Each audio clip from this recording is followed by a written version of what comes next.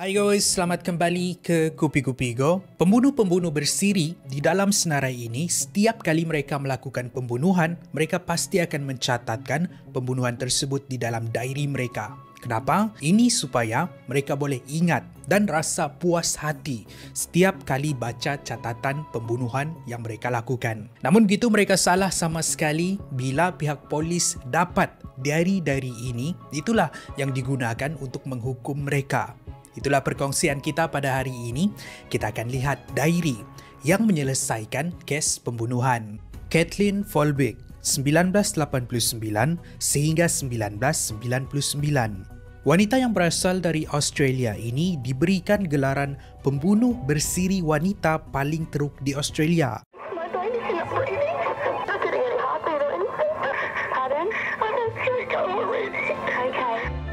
Dia disabitkan kesalahan membunuh 4 orang anaknya sendiri di antara tahun 1989 sehingga tahun 1999. Pembunuhan pertama dilakukan bila Kathleen melahirkan anak pertama mereka. Tapi 19 hari selepas itu, anaknya ditemui meninggal dunia. Pihak polis mengesahkan kematian itu akibat sindrom SIDS, SIDS. Satu terma yang digunakan untuk bayi yang baru lahir meninggal ketika tidur. Pembunuhan kedua pula pada tahun 1990, Kathleen sekali lagi membunuh anaknya selepas 3 bulan melahirkan. Pembunuhan ketiga pada tahun 1992 dan keempat adalah tahun 1997. Setiap kali kematian, Kathleen akan berkabung, dia akan mengandung semula, melahirkan dan membunuh. Bila disiasat, tiap kali dia akan menjawab yang dia menemui kesemua anak-anaknya tidak sedarkan diri ketika tidur, dan tiap kali juga kematian anak-anaknya dikaitkan dengan sindrom SIDS. Untuk bertahun-tahun lamanya, Kathleen dan suami menyangka kesemua anak mereka meninggal secara semula jadi. Tidak sehingga suami Kathleen menemui diary miliknya yang mendedahkan segala-galanya. Antara catatan di dalam diary tersebut berbunyi, "Saya agak sedikit panas baran dan kejam, dan bayi saya telah pergi dengan sedikit bantuan." Di catatan yang lain dia menulis, "Kali ini saya perlukan bantuan. Tekanan ialah punca utama saya buat." Di catatan yang lain pula dia menulis, "Saya adalah anak bapa saya." Merujuk kepada bapa Kathleen yang juga disabitkan kesalahan membunuh ibunya pada tahun 1969. Catatan-catatan ini mencurigakan, membuatkan pihak polis menyiasat Kathleen. Mahkamah kemudian mendapati dia bersalah dan menjatuhkan hukuman penjara selama 40 tahun. Kathleen tidak pernah mengaku bersalah dan hari ini dia masih lagi merayu untuk hadir di mahkamah membuktikan dia bukan pembunuh dan ayat-ayat di dalam diarinya disalah tafsir oleh pihak berkuasa.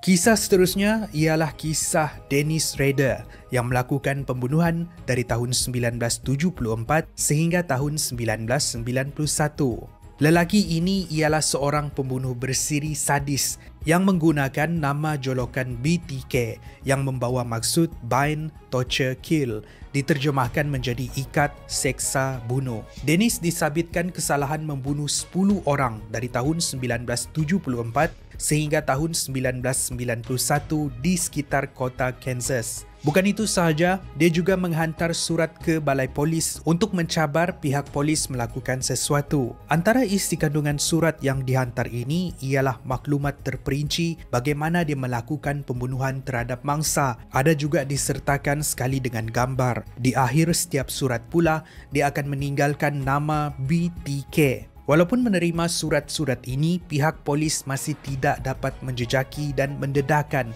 siapa BTK yang sebenarnya. Malah, BTK bebas selama 30 tahun. Lelaki sadistik ini mendapat kepuasan dengan mencabar dan menghina pihak polis dan juga keluarga mangsa. Ada ketika, dia akan menghantar patung yang nampak seperti mangsa-mangsanya disekalikan dengan barangan mereka. Tidak sehingga suatu hari dia menghantar cekra padat ataupun CD kepada pihak polis. Menyangka yang pihak polis tidak dapat menjejaki dia melalui CD ini, di sinilah dia silap besar. Bila maklumat metadata di dalam CD tersebut dapat mengenal pasti lokasi tempat ia pernah digunakan. Pihak polis kemudian menyerbu rumah Dennis dan mereka menemui diary yang mencatatkan catatan terperinci pembunuhan-pembunuhan yang pernah dia lakukan. Dari maklumat tentang mangsa, kaedah pembunuhan dan sebagainya, ini cukup untuk dijadikan bahan bukti dan Dennis dijatuhkan hukuman penjara seumur hidup. Pembunuh seterusnya dikenali sebagai Leonard Legg, 1980-an. Leonard adalah pembunuh bersiri sekitar pertengahan 1980-an. Dia dan seorang lagi rakan subahat dikenali sebagai Charles Ng berasal dari Hong Kong menyiksa dan membunuh 11 sehingga 25 orang mangsa. My baby! My baby! No!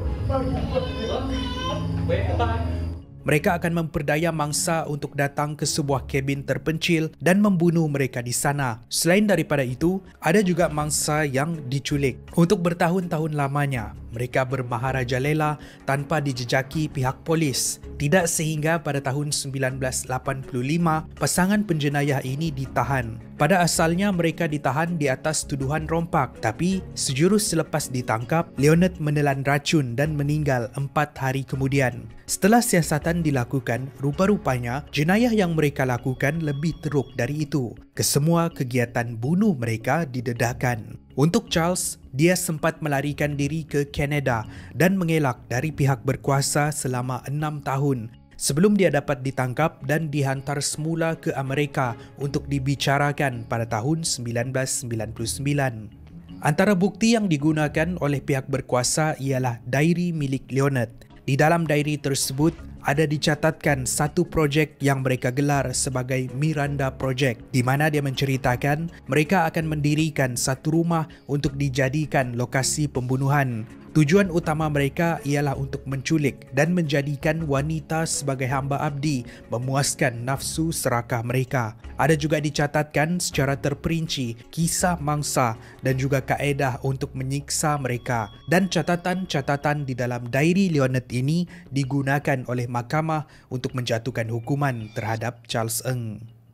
Pembunuh terakhir kita ialah Raja Colander, 1980-an sehingga lewat 1990-an. India juga dikenali sebagai Indian Predator, diterjemahkan menjadi pemangsa India. Semuanya bermula pada 13 Disember 2000 dengan kehilangan seorang wartawan dikenali sebagai Dihendra Singh. Siasatan awal pihak berkuasa gagal menjejaki siapa pembunuh, tidak sehingga pihak polis menerima satu bungkusan pelik yang ditinggalkan. Di dalam bungkusan tersebut berisi bahagian badan manusia dan juga surat. Isi kandungan surat tersebut mencabar dan mengugut pihak polis. Selain mempersendahkan, pihak berkuasa tidak dapat menjejaki pembunuh sebenar. Bukan itu sahaja, dari masa ke semasa, dia juga akan menelefon pihak polis melalui telefon awam dan mengugut serta mengancam mereka. Sehinggalah Raja Colander menelefon pihak polis melalui telefon bimbit yang baru dibelinya. Pada waktu inilah lokasi Raja Colander dapat dijejaki.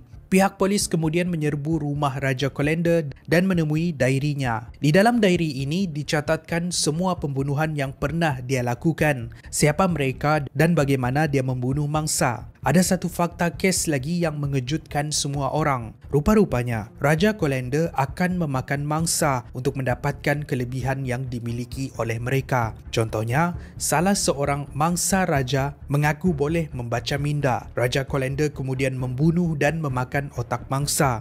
Untuk wartawan yang hilang tadi pula, wartawan ini dianggap sebagai seorang yang pintar. Dengan itu, Raja Colander membunuh wartawan tersebut dan memakan tubuh badannya. Dia percaya akan memiliki kepandaian wartawan tadi. Raja Colander dipercayai membunuh 14 orang tetapi hanya disabitkan terhadap 3 pembunuhan disebabkan kekurangan bukti. Dia telah dipenjarakan seumur hidup pada tahun 2012. Itulah kisah terakhir kita tentang diary yang menyelesaikan kes pembunuhan. Terima kasih kerana menonton. Itu adalah perkongsian kita pada hari ini. Saya ada satu soalan untuk anda semua. Di antara kes-kes pembunuhan ini, mana satu yang anda rasa paling menakutkan? Tinggalkan pendapat anda di ruangan komen di bawah. Pastikan anda like dan share kalau anda rasa video ini menarik. Pastikan anda subscribe dan jangan lupa like kami di social media. Saya jumpa anda di episod yang seterusnya. Kupi-Kupi Go, menarik setiap hari.